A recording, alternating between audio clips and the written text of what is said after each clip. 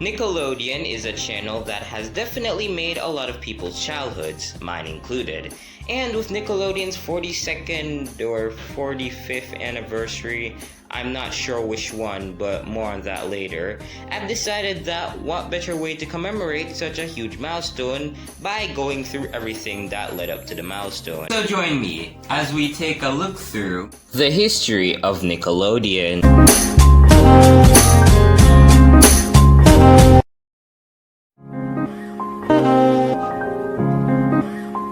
Nickelodeon is an American television channel that is owned by Viacom CBS through its domestic networks division and is based in New York City. The network's programming is primarily aimed at children aged 2 to 17, is what I would say if it was still 1999 to 2011.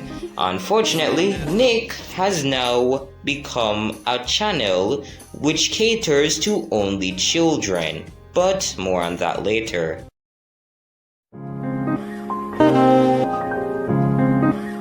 The channel was first tested in 1977 as a part of Cube. For those who don't know what Cube is a defunct experimental two-way multi-program cable television system that played a significant role in the history of American interactive television. Cube's channel C3 aired Pinwheel, an educational show developed by Vivian Horner. For those who don't know, Vivian Horner is the founder of Nickelodeon and is also the co-founder of Pinwheel. Fun fact!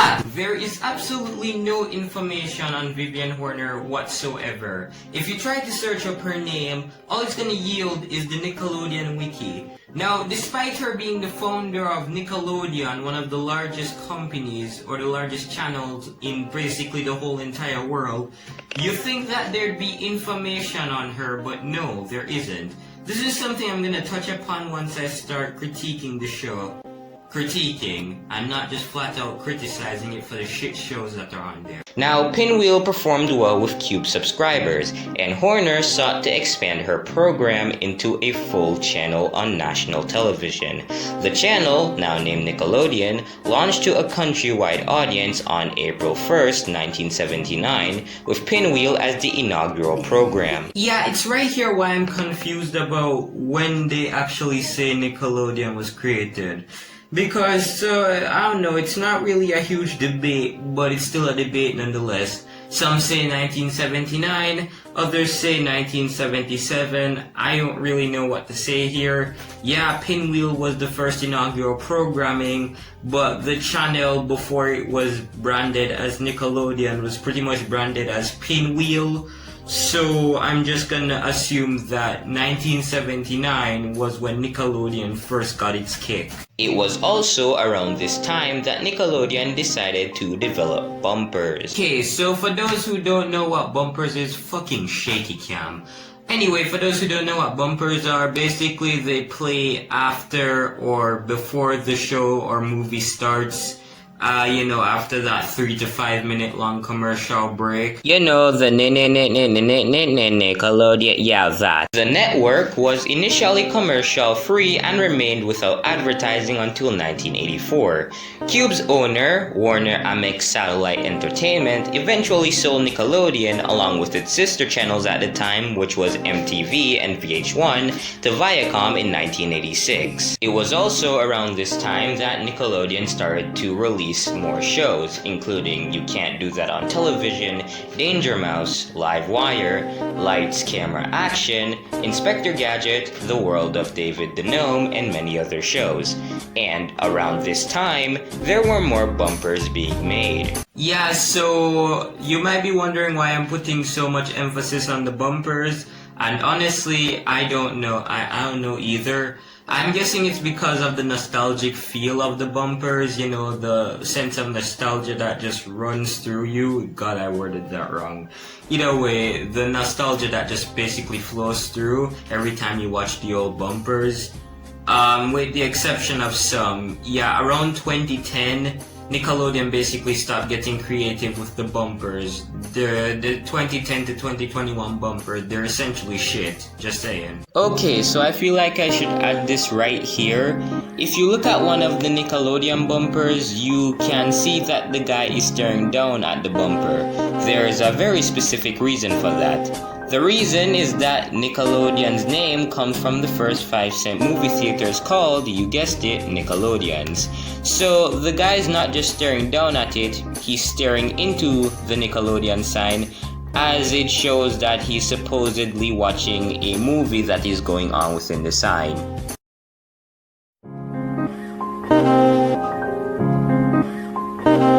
Throughout Nickelodeon's history, it has introduced sister channels and themed programming blocks.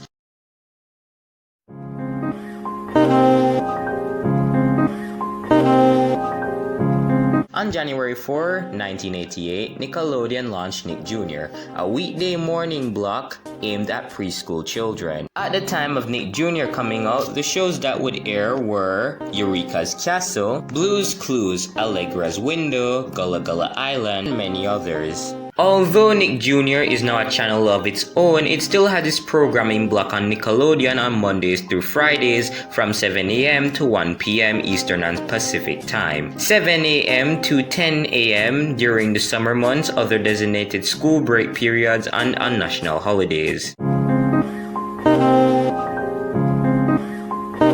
On August 11, 1991, Nickelodeon would introduce another programming block, NickToons. Now, NickToons would eventually evolve into its own channel that launched on May 1st, 2002.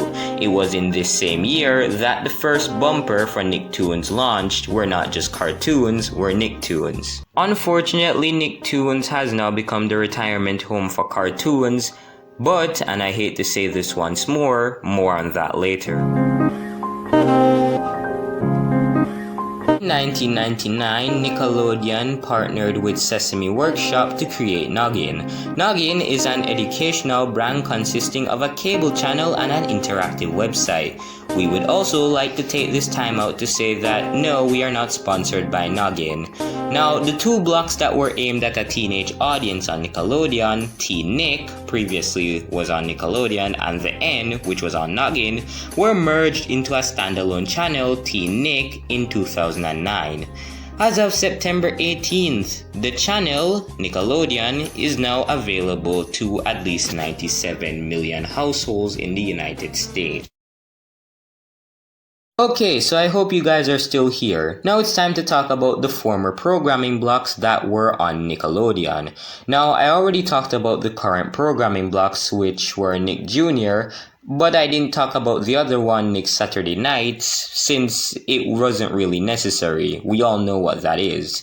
So, let's get into talking about the former programming blocks.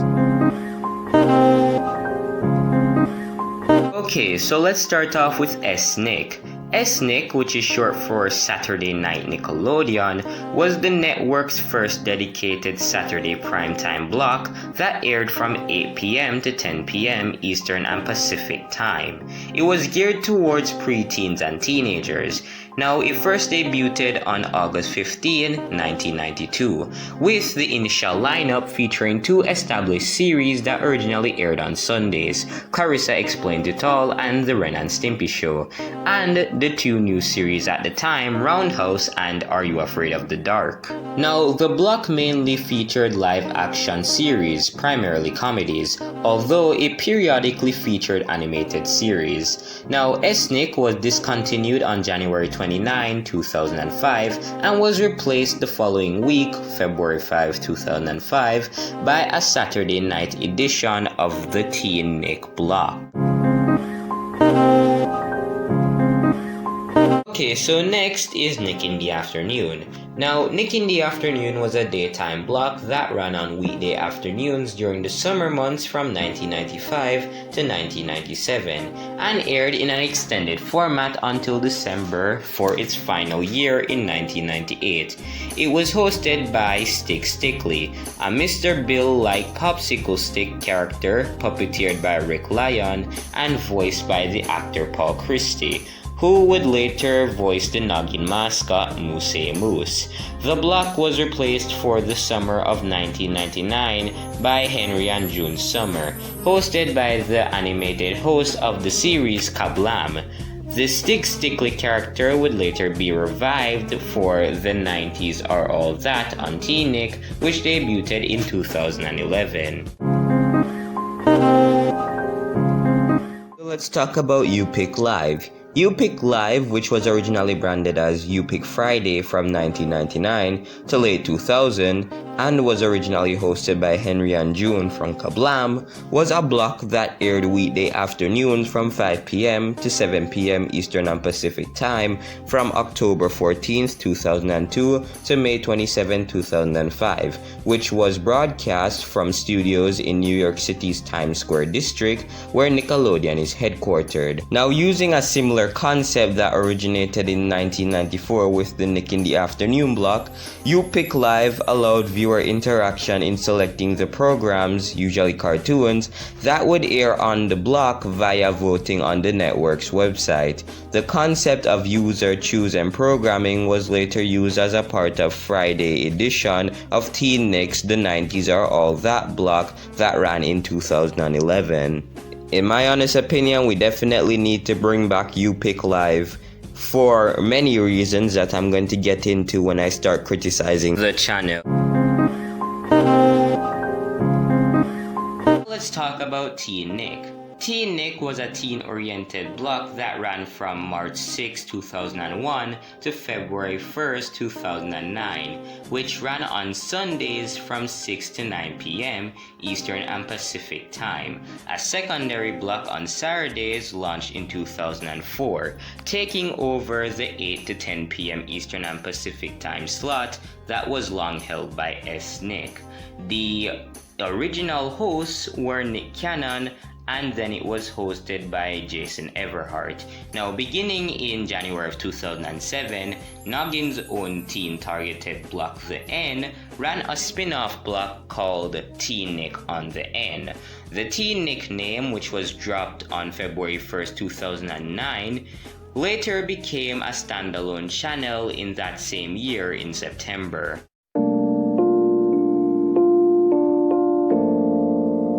Let's talk about one of the more forgotten programming blocks on Nickelodeon, MeTV. MeTV was a short-lived live-hosted afternoon block that ran during the summer of 2007, which ran on weekday afternoons from 2 to 6 p.m. Eastern and Pacific Time. Unfortunately, there is not much known about this programming block, or nothing that most people can recall, because when it comes to going-ons in their company, Nickelodeon tends to not document them. But, and I hate to say this once more on that later. Alright, so while going through this video, I just checked and we are way past the minute mark. Alright, so right now, this is the portion of the video where I start criticizing and pointing out flaws with Nickelodeon today.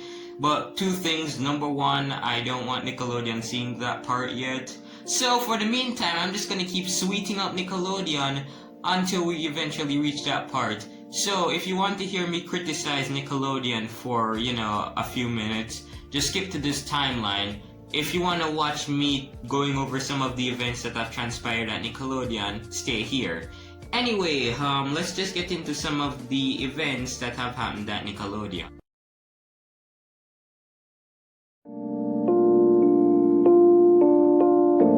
Alright, so let's start off with Nickelodeon's Kids' Choice Awards. Now, the KCAs are a 90-minute long annual live awards show held on the fourth Saturday night in March. It was formerly held on the first Saturday in April until 2008.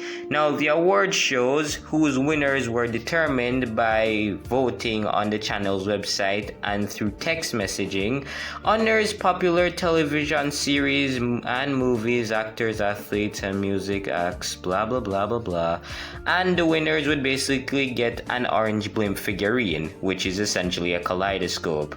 Now, one of the outlines that was pretty much used was the Splat logo.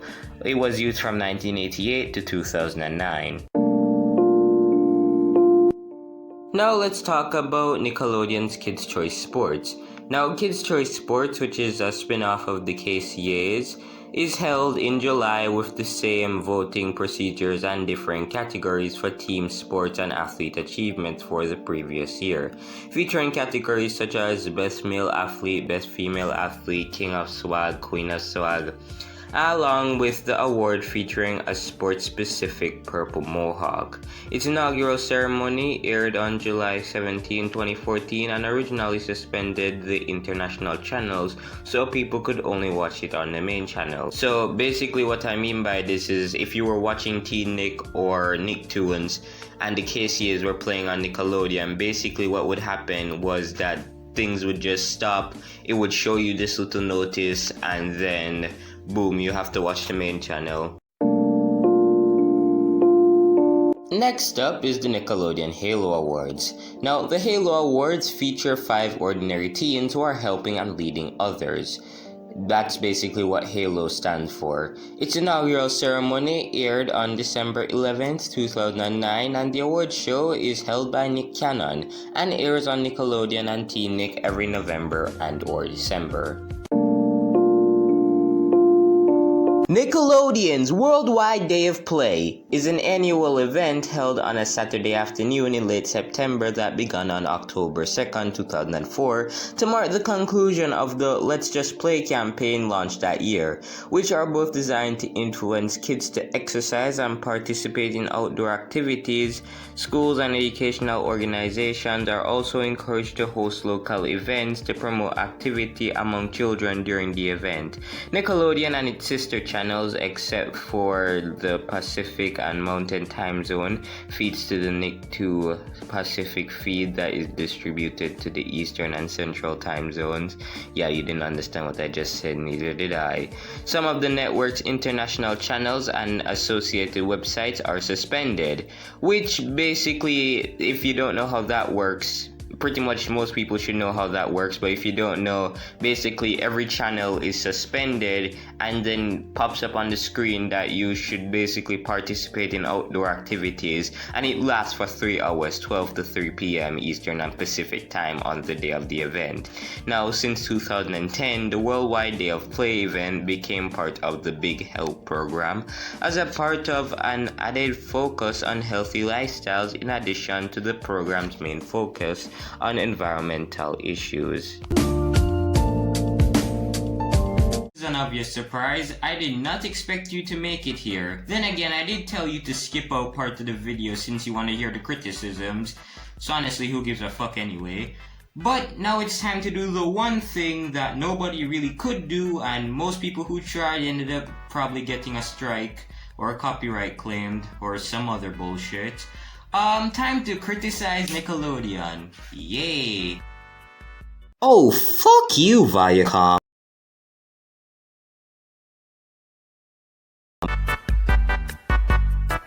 It's too dependent on SpongeBob and the Loud House. Yeah, so you probably might not know what I mean by this part.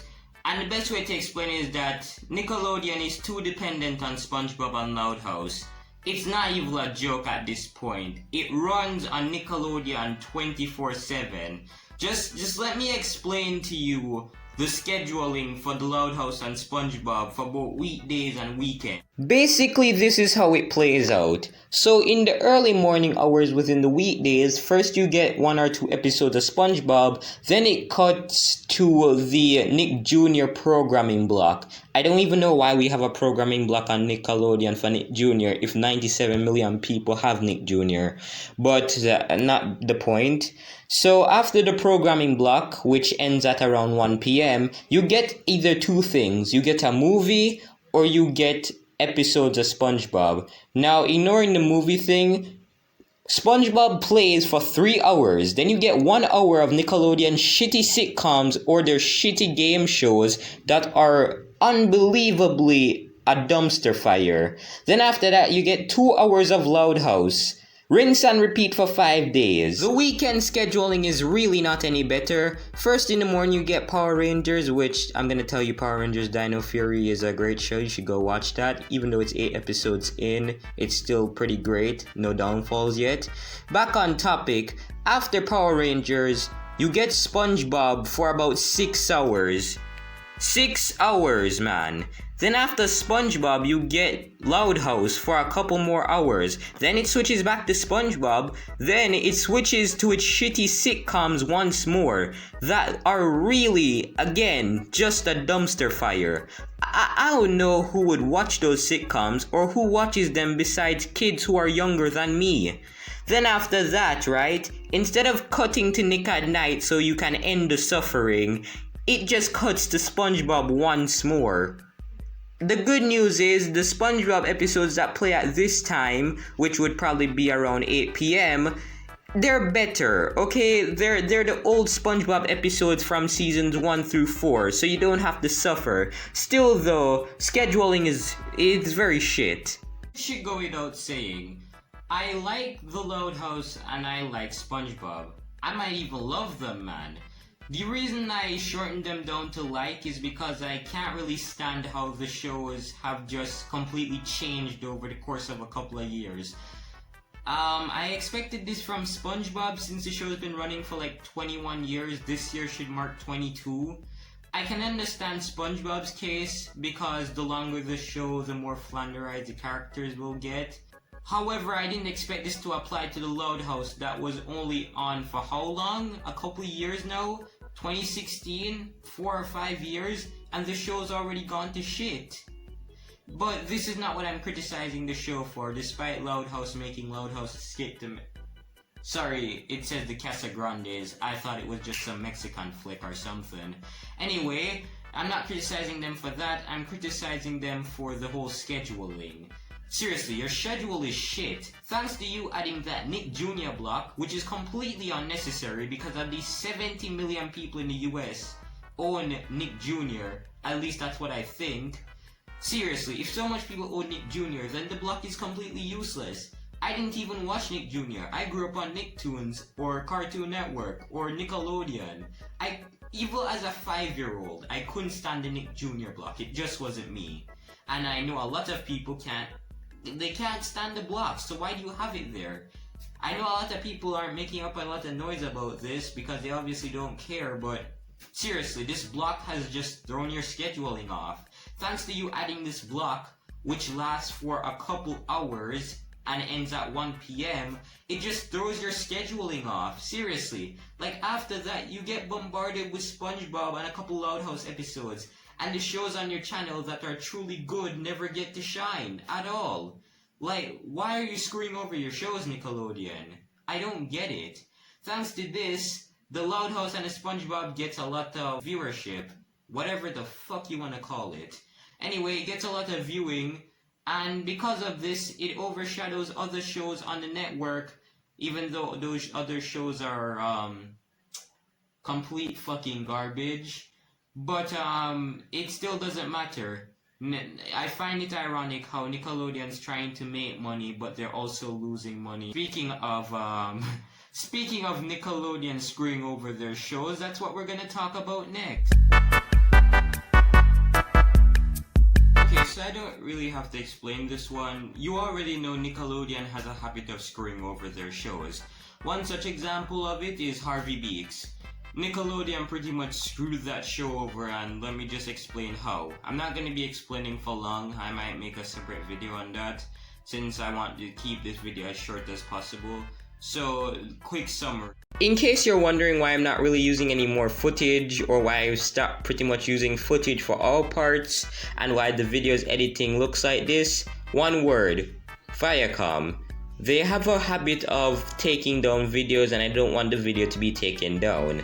Now, even though it's transformative, Viacom seems to can't realize that the video is transformative, unfortunately. So what this means is that I pretty much have to really stop using a lot of footage, or else Viacom's gonna take the video down, and I can't really get a strike. I don't want a strike. So for the sake of this, I can't really use much footage. This is why I created 2 versions of this video. Either way, that's why the editing of this video is kind of poor, because I would go all out, but I just don't want to risk it with Viacom. I don't want to have that on my chest. But anyway, to explain what happened with the show, pretty much CH Greenbelt found out that the unaired episodes of the show were going to be put on NickToons. Now, the reason I brought up that NickToons was a retirement home for shows was because when Nickelodeon wants a show gone, they want a show gone. So they pretty much wanted Harvey Beaks gone. And CH Greenbolt was not too happy, but I'll get into that in the next part of the video. This isn't the only show that got screwed over by Nickelodeon.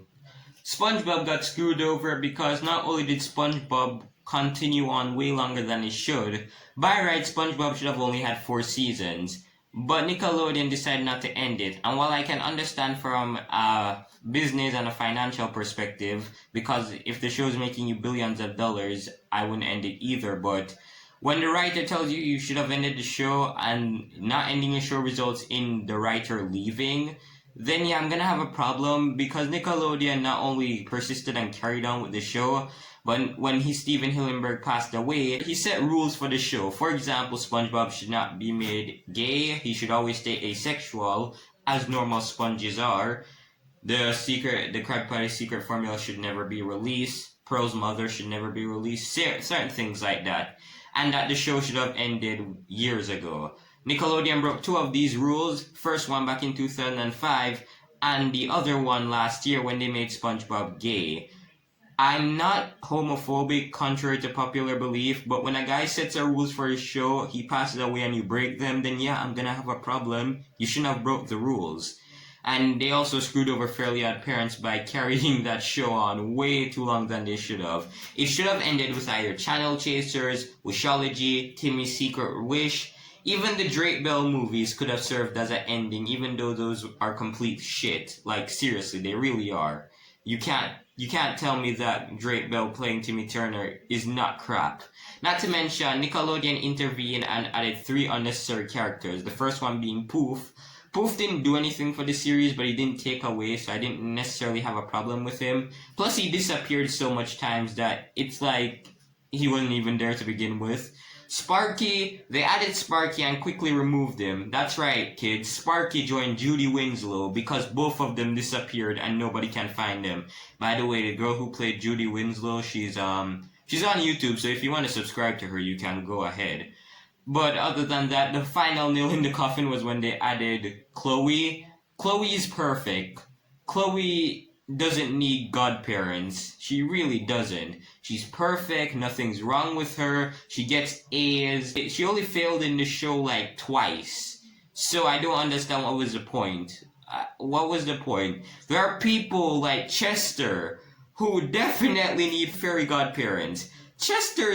He's poor, his family is in ruin, he doesn't even have a mom. Like, Chester deserves them way more than Chloe. Even AJ should have gotten them, because despite AJ being smart, AJ has his flaws. He has more flaws than Chloe, but Chloe ended up getting fairy godparents. Like, it's confusing. Either way, Nickelodeon, as much as I love you gotta stop screwing over your shows, Nickelodeon. You gotta stop. Not only shows that have been screwed over, some of the writing staff, maybe some of the creators of the show, yeah, they've also been screwed over by Nickelodeon. So let's talk about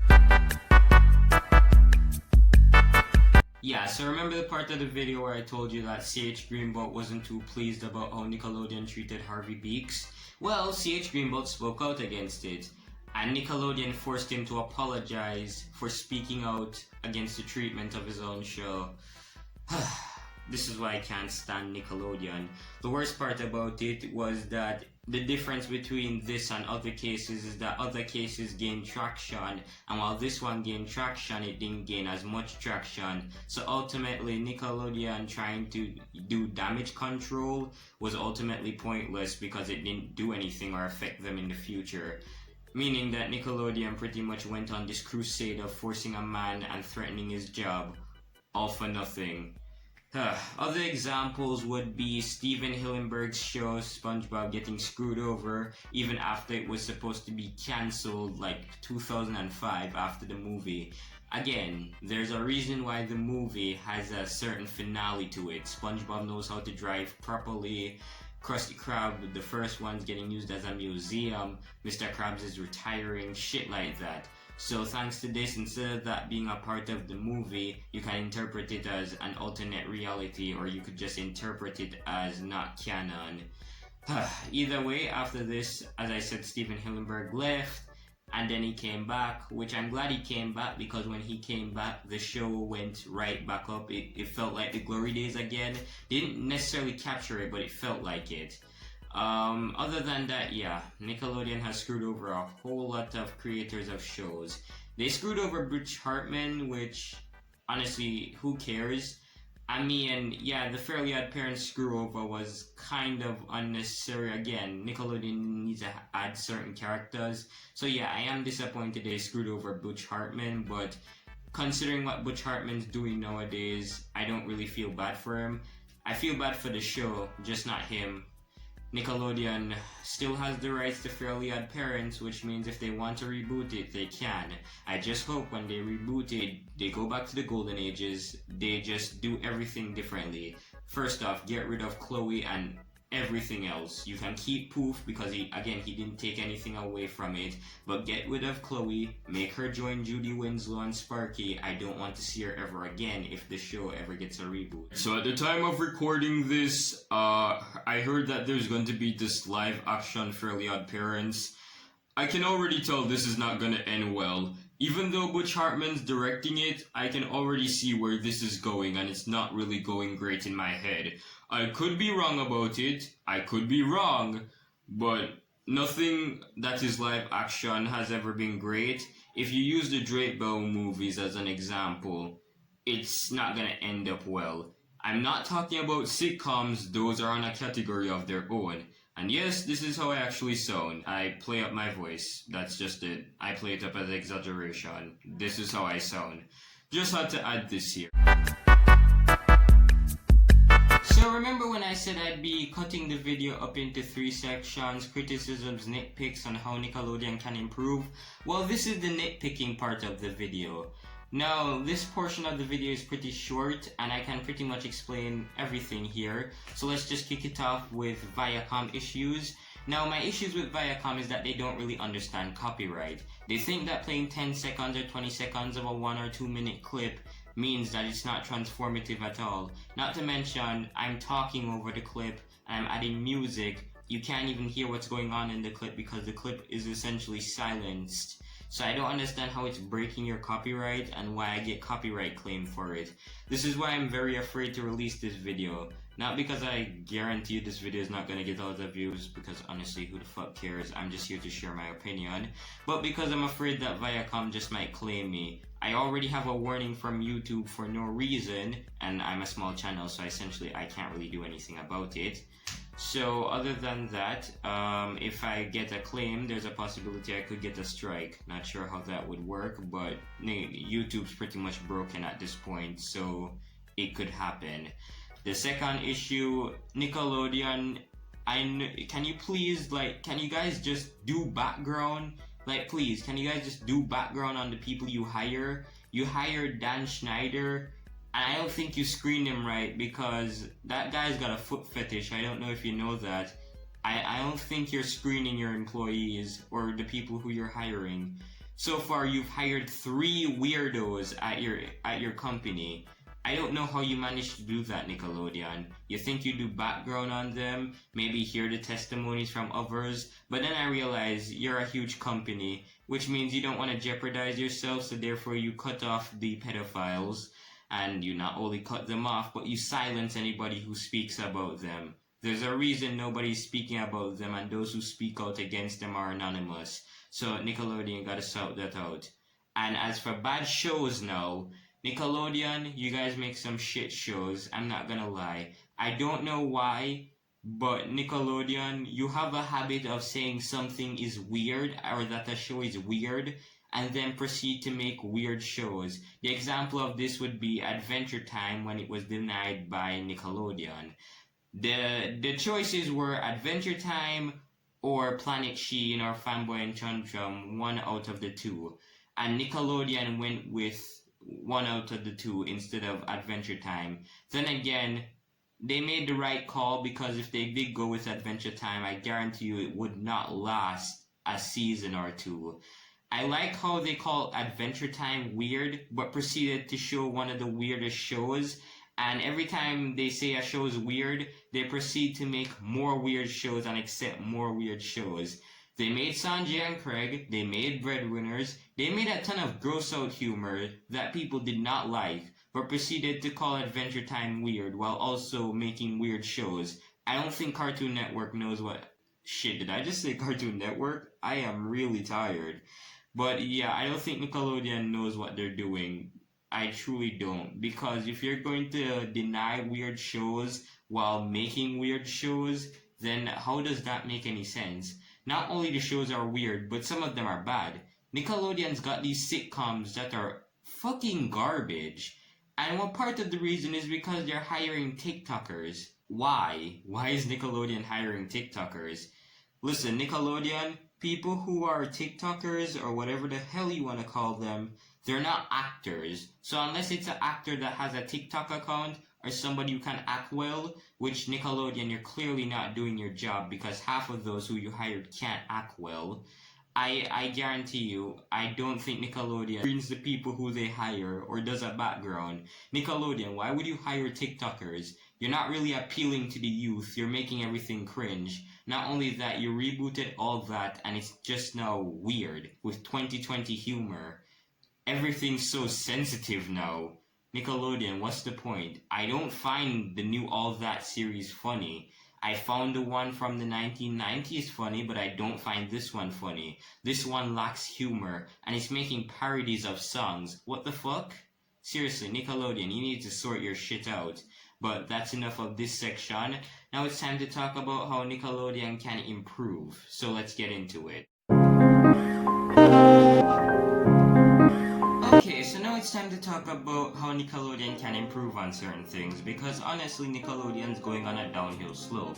So the first thing I'm gonna say is Nickelodeon, stop relying on the SpongeBob and the Loud House. While I can understand short-term reliance, relying on it for the long term is not gonna be beneficial. And when you consider the fact that one out of the two shows, that being Loud House, is pretty much dipping in quality due to bad writing, it's kinda stupid to just rely on these two shows to carry along. Not to mention, both shows are dipping in ratings, so I don't know, it just doesn't seem logical to rely on only two shows to carry your network forward. To counteract this, just, I don't know, take the ideas of other people, ask people what they want to see. I mean, don't get me wrong, Nickelodeon, you've got some great shows on there, and some shows that are underrated, but there are just certain shows on your network that are laughably bad, they're unfunny, the game shows are unfunny, the sitcoms are unfunny, I can't stand the laugh track. It's the equivalent of me saying I committed suicide and then hearing the laugh track play behind me, and it plays even when you say a normal sentence. That's not how a show goes. Nickelodeon, just take the ideas of other people, ask people what they want, and then supply. Because by not doing that, you're just gonna keep losing ratings. I'm sorry, but that's just it. Another thing you need to stop doing, Nickelodeon, don't screw over your creators and don't screw over your shows. Stop paying your creators less, deducting their pay, or making unnecessary changes. Do you honestly think that that's a great idea, Nickelodeon? Stop interfering with the shows. It doesn't make sense you do. You interfered with the Fairly Odd Parents and you lost that show. Interfered with Harvey Beaks and you held a guy up at gunpoint. Thank God that lady who was the executive or CEO of Nickelodeon, thank God she left, because I'm pretty sure she had a part to play in this. I am pretty sure Viacom wasn't responsible for this one, so I'm gonna give them credit for that. But other than that, Nickelodeon, you can't just screw over your creators or screw over your shows like that. Remember, these creators pretty much hold the shows, they pretty much hold the shows in their hands. Nickelodeon, they literally have the power to purposely make the show bad or make the show good. So don't screw them over, because one day they'll purposely fuck the show up. Nickelodeon, you pretty much screwed around with SpongeBob. I'm pretty sure they have the power to make the show as bad as it already is. I mean, the show's not really bad, it's just weird, but they pretty much have the power to make it even weirder. So Nickelodeon, don't screw them over. Don't screw over anybody from the Loud House either. Then again, they're pretty much screwing themselves over, because I've never seen bad writing in such a short time. 5 years and the writing has gone to shit. You gotta be kidding me. That's a new world record. Okay, so Nickelodeon, another thing you guys need to deal with, this doesn't necessarily fall on you, but it falls on Viacom. Please understand how copyright works. Like, I don't know why I should explain this. Using 10 seconds of a 17-minute video is not breaking your copyright. I don't know why you guys don't understand this. Seriously, I've seen multiple videos get claimed or striked for abuse of copyright or copyright infringement, when in actuality nothing is happening, no copyrights being broken, and you guys are just acting like Disney. Though the only difference with you guys and Disney is that you guys didn't screw up copyright, go to the government and throw everything out of balance. So while you're better at copyright, I guess you guys just need to stop claiming videos or striking channels. I guess that's the only thing you guys need to take care of. Honestly, I shouldn't really have to explain this, but I am going to. Nickelodeon, can you guys stop hiring weirdos? And by weirdos, I don't mean people who have eccentricities or act eccentric. I mean people who have generally broken crimes, or people who are literally at the brink of committing pedophilia, like Dan Schneider or Chris Weinstein. Yes, I understand Weinstein's not his last name. Don't worry, I know what I said. Or that guy who created Ren and Stimpy. Didn't really care much for his name. Like, seriously, I don't know. Where are you getting these people from? Worst part about it, nobody can really come out against these guys. Because, if you've realized, right? Most of these guys, most people who come out against these guys are anonymous. Yeah, I can understand not wanting your public image, but some of them literally work in the Hollywood industry, which means that if they speak out, right, they're gonna get blacklisted from Hollywood, like a couple other people who I know. Like, why would you... Seriously, I understand you don't want to ruin your reputation, but with Chris Weinstein and a couple other people, you already ruined your reputation in Hollywood, so if you can, right, kindly fuck off and deal with this problem. So this is where the end of the video lies. Now, this video took a month to make, and although it's short in nature, in actuality it wasn't the easiest thing to do. There's information and research I had to do. You know those clips of Vivian Horner that I showed you? Well, those clips were essentially lost, so yeah, not the easiest thing to find. I'm surprised I even found any interviews with her. But don't think this is the only video I'm gonna make. I am going to make more videos like this with the history of title. As I said, I wanted to make one on Cartoon Network, but I'm not going to do that yet. This video, just take it as a public experiment, I guess. Because I want to see public reception of this video. Now, just if I get bad reviews or mixed reviews or whatever, even if I don't get any reviews, I'm still going to make videos like this because this is what I'm passionate about.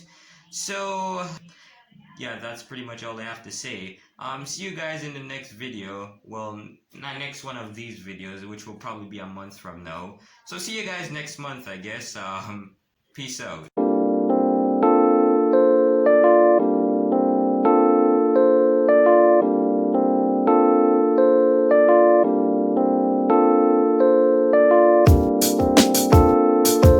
Oh yeah, I just wanted to add this little bit of information in, hey Nickelodeon, can you guys make a streaming service? I know you won't be able to compete with others, but this is the only way to boost their ratings. Also, that collab I have with Lonza and Communist Creeper is coming up, so stay tuned for that.